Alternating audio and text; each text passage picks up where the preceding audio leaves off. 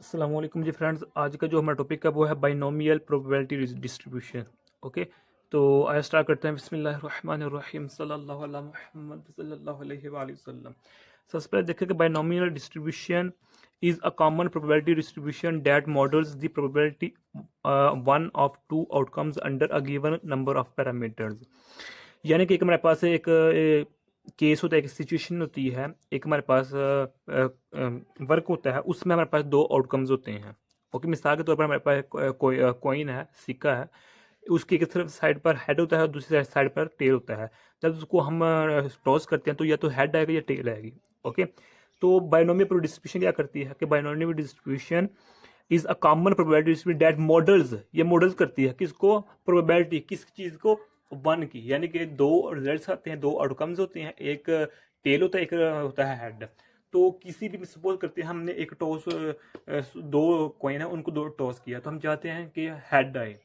तो हेड आ भी सकता है दोनों सिक्कों पर और दोनों सिक्कों पर हेड नहीं आ सकता है, या ये हो सकता है एक सिक्के पर हेड आ जाए, दूसरे सिक्के पर हेड ना आए, ये भी हो सकता है। तो इस चीज़ को मॉडल करने के लिए समराइज करने के लिए हम बाइनोमियल प्रोबेबिलिटी डिस्ट्रीब्यूशन यूज करते हैं। It summarise the number of trials when each trial has the same chance of attaining one specific outcome. One specific यानी कि अगर हम दो है कॉइन या एक कॉइन है तो उसको टॉस करते तो हम चाहते हैं हमारी हेड आए, तो हेड जो होगा वो हमारे पास स्पेसिफिक आउटकम होगा। या हम चाहते हैं हमारे पास टेल है तो हमारे पास जो टेल होगी वो स्पेसिफिक आउटकम होगी। ओके, तो इसमें जो हमारे पास फार्मूला यूज करते हैं वो हमारे पास फार्मूला इस तरह है कि ये हमारे पास फार्मूला होता है। फार्मूला क्या है, P is equal to C R N P R, ये क्यू होता है, और एन नेगेटिव आर। अब जो हमारे पास P है, इधर P क्या है कि ये हमारे पास अच्छा मैं इधर लिख देता हूँ। P हमारे पास क्या है, number of success in one trial या in one single, number of success in one या फिर कह रहे सिंगल ट्रायल। अब इसका क्या मतलब है, पहले से ये पता होना चाहिए कि सक्सेस और फेलियर किसे कहते हैं। सपोज करें हम हमारे पास एक कॉइन है तो उसको हमने टॉस किया, तो हम चाहते हैं हमारे पास हेड आए। तो अगर हेड आ गया तो हमारे पास ये क्या होगा, सक्सेस होगा। और अगर हमारे पास टेल आ गए, अगर टेल आ गई तो हमारे पास क्या होगा, ये फेलियर होगा। ओके, सक्सेस को हम पी से डिनोट करते हैं और फेलियर को हम क्यू से डिनोट करते हैं।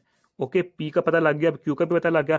अब एन क्या है, तो एन हमारे पास नंबर ऑफ ट्राइल्स होते हैं। ये क्या है, यानी कि हमारे पास एक सिक्का है, उसको हम कितनी मरतबा यहाँ के टॉस करते हैं, एक मरतबा, दो मरतबा, तीन मरतबा या चार मरतबा, वो हम पर डिपेंड करता है, या 10 मरतबा। ओके, एन क्या है, नंबर ऑफ ट्रायल्स हैं। ओके, अब हमारे पास आर क्या है, हमारे पास आर क्या है, ये हमारे पास रिक्वायर्ड सक्सेस होती है। अब रिक्वायर्ड यानी कि जो हमारे पास आर होता है, ये हमारे पास क्या होती है, रिक्वायर्ड सक्सेस। अब इस रिक्वायर्ड सक्सेस का क्या मतलब है, सपोज करें हमारे पास एन क्या है, 10 मरतबा हमने एक सिक्के को कॉइन टॉस किया है, 10 मरतबा, एन मरतबा। ओके, तो हम चाहते हैं कि हमारे पास हेड ही आवे, हमारे पास हेड ही आए, तो ये हेड ही आए, तो हमारे पास जो आर होगा वो हमारे पास क्या हो जाएगा, हेड हो जाएगा।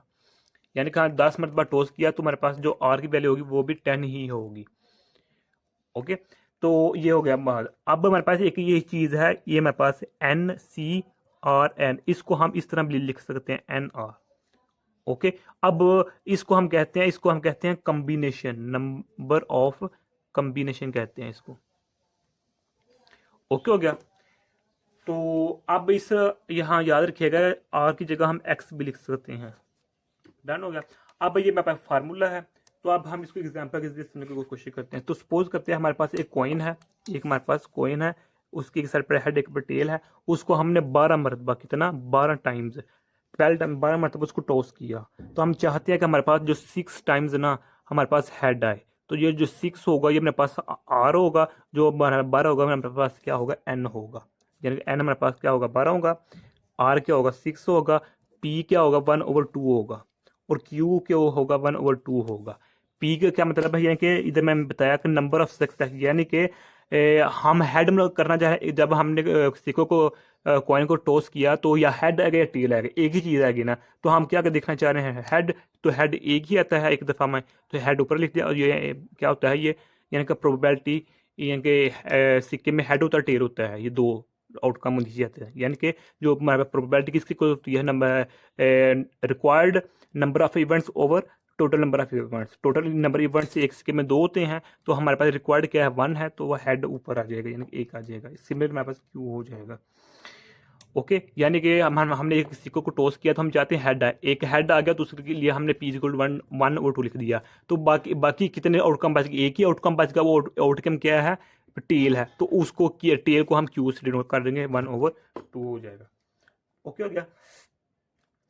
तो अब इसको हम फार्मूले में यूज़ करते हैं, इस टर्म को जो फार्मूले में, तो फार्मूले यूज़ करेंगे तो हमारा पी 6 होगा, तो एन ये हमारे पास होगा, तो 1/2 6 होगा, तो 1/2 12-6 होगा। यानी कि ये फार्मूला ही मेरे पास, इधर मेरे पास हम आर लिख लेते हैं। ओके, तो ये मेरे पास 6, तो एन क्या मेरे पास 12 टोटल है, 12 दफ़ा हमने कोई को टॉस किया है, तो आर क्या है, हम चाहते हैं 6 मरतबा हमारे पास हेड आए। ओके, आर की वैल्यू इधर भी लिख दी, एन नेगेटिव आर, एन क्या मेरे पास 12-6।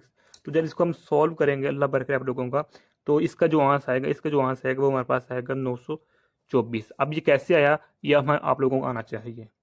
ओके, तो ये दोनों आपस में मल्टीपल हो रहे हैं, तो बेस एक सेम है, तो जब बेस होती है तो जो पावर होती है वो एक दूसरे में क्या हो जाती है, ऐड हो जाती हैं। तो इसकी पावर 6 है, तो इसको 6 में से 12 में से 6, इसकी भी 6 रह जाएगी, तो ये भी 6 जमा हो जाएगा, तो ये मेरे पास आ जाएगा 924, तो 1/2 12 आ जाएगा। ओके हो गया। तो इसको हम मज़ीद सॉल्व कर लेंगे, वो आप लोगों की मर्ज़ी है, कुछ सॉल्व कर लिया ना करे, वैसे ज़्यादातर इसी फॉर्म में ना आंसर आता है हमारे पास।